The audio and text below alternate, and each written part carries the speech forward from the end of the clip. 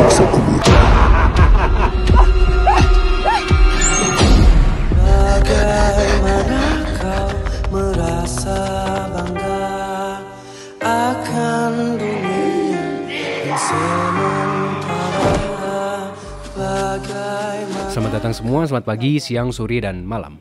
Perasaan saya menonton Siksa Kubur sebenarnya biasa aja, tapi endingnya cukup seru dan mampu meninggalkan kesan. Tapi sayangnya perjalanan filmnya tak begitu memuaskan. Terasa pretensius karena menyampaikan hal-hal rumit yang hanya bisa dipahami oleh Joko Anwar sendiri. Padahal film akan lebih emosional ketika hal-hal rumit tadi bisa disederhanakan. Ini yang bikin film terasa tak mengikat saya ketika di pertengahan cerita.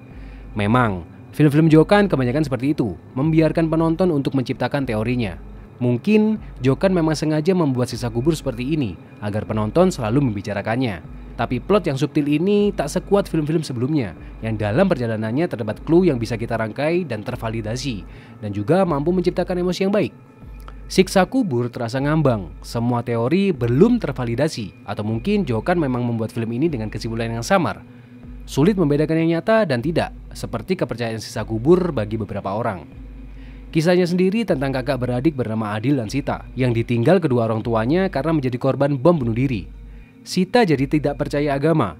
Sejak saat itu, tujuan hidup Sita hanyalah mencari orang yang paling berdosa, dan ketika orang itu meninggal, Sita ingin ikut masuk ke dalam kuburannya untuk membuktikan bahwa siksa kubur dan agama itu tidak nyata. Film ini kemudian menyajikan konsekuensi apa yang telah dilakukan oleh Sita.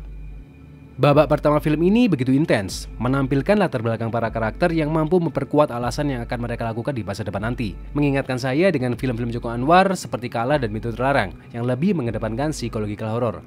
Memang, jajaran pemainnya lah yang mampu membuat karakter hidup dan terasa nyata. Mereka berakting dengan sangat baik satu sama lain, tak bisa kita ragukan lagi bagaimana gestur dan ekspresi mereka. Karakter filmnya memang begitu banyak, apalagi diisi oleh para pemain kelas A. Dan syukurnya karakter yang diciptakan pun mempunyai perannya masing-masing untuk memperkuat motif cerita, tak sekedar buat bahan pemanis saja. Saya menonton film ini sudah paham dengan gaya bertutur Jokan yang seringkali menyajikan rangkaian adegan tanpa konteks, tapi rasanya ini begitu menyebalkan. Rasanya sudah capek dengan gayanya yang seperti ini. Banyak film sederhana yang lebih terlihat pintar ketimbang film yang ingin menjadi pintar tapi nyatanya malah gagal. Meskipun begitu, film ini terlihat mempunyai dasar materi yang kuat, mengambil dari hadis atau ayat Islam untuk dituangkan ke dalam adegan. Saya membayangkan bagaimana jika film ini dikemas dengan alur yang lebih sederhana, tapi tetap mempertahankan drama para karakternya. Mungkin akan menjadi sajian yang lebih emosional dan menciptakan ending yang tak hanya mengerikan tapi juga mengajak kita untuk introspeksi.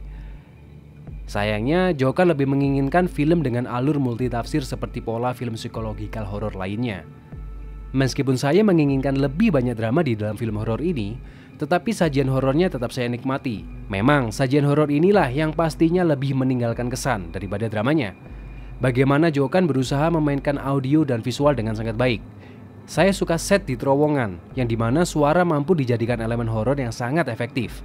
Gema di lorong ini begitu menakutkan dan terasa nyata. Saya juga suka babak akhir film ini, mengerikan sekaligus seru. Jokan bahkan menyisipkan teks ayat taubat untuk kita baca bersama. Ini menjadi momen yang mengerikan, mengajak penonton untuk bertaubat bersama setelah melihat adegan penyiksaan di alam kubur. Pada akhirnya, Siksa Kubur menjadi horor dengan balutan Islam yang dikemas lebih kreatif dan berusaha bertumpu pada riset yang baik. Hanya saja, saya terganggu dengan cara bertutur Jokan yang selalu membuat filmnya multitafsir dan memaksa penontonnya untuk menonton berulang kali. Mungkin fans Jokan akan merendahkan kami karena tak suka dengan cara bertutur film ini. Tak apa, toh film yang cerdas bagi saya mungkin tak cerdas juga bagi kalian. Yang saya percayai, film cerdas itu tidak melulu mengotak-ngatik plotnya dan penuh pesan subtil. Bisa saja sebaliknya, semuanya tergantung berhasil atau tidaknya pesan yang ditangkap oleh penonton. Sampai disinilah obrolan kita dalam topik ini. Terima kasih untuk kalian sudah menonton. Sanggahlah yang menurut kalian salah. Mari kita berdiskusi di kolom komentar. Sampai jumpa di bahasan film selanjutnya. Selamat pagi, siang, sore, dan malam.